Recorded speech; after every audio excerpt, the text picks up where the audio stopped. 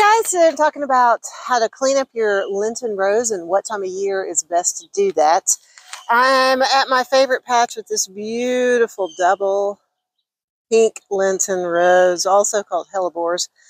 And these flowers come in so many different shapes and colors and sizes. There's little bitty ones, or the most common one are white that you see, and they bloom normally in zones 7 where I am. They'll bloom from November until May. So they're an awesome plant, perennial, to have in your garden. The problem this year we've had, this patch looks pretty good. A lot of them in the yard look terrible because we had a crazy flash freeze in winter this year. And so it really damaged a lot of perennials and evergreens and things like that. These have fared really well compared to some other ones. And I just wanted to show you how I'm going to cut these back. It's mid-February. It's warm outside. I enjoy doing things when it warms up a little bit. So I thought I'd come out here and cut the dead off to make these really shine for the rest of the season. So start by pulling away the dead leaves. Just get those out of the way so you can really see what you're dealing with. I've got some other plants. Oh, my surprise lilies. They're coming back. Once you get the leaves out from underneath, you just go down to the bottom and cut the dead right at the ground. All the dead stuff. Oh, shoot. Oh, man. The bummer. We'll put that in the vase.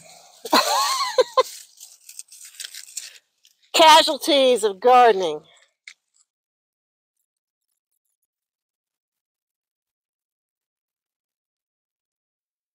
Man, that looks so much better already with all those dead limbs gone.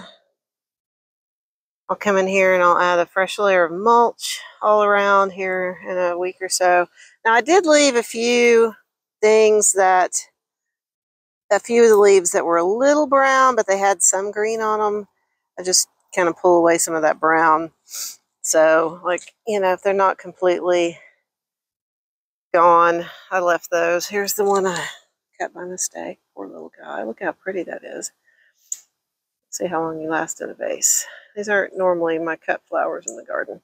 So from here, I'm going to go around and work on the rest of the yard and see how well every other Lenten rose fared. Lenten roses normally like the shade, especially here in the south where they can grow in deep, deep shade because it gets so hot here. The other thing they really need is well-drained soil. They like to be on a slope.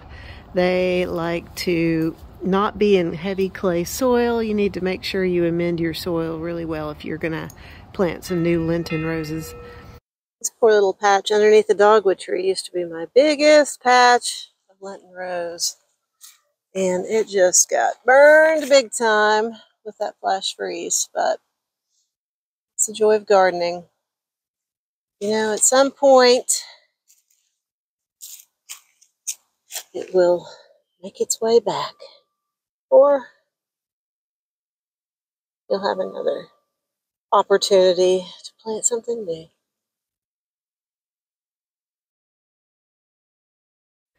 I really like to plant my Lenten rose on the side of a hill so that, because the flowers have a tendency to droop down, almost all varieties do that, you can look up the hill and see the beautiful flowers. So I plant mine next to my sidewalk in my urban garden so that people walking by can really enjoy those flowers. Thanks for tagging along with me while I cleaned up my hellebores. Hopefully it inspires you to go out and get your hands dirty too. Have a great day.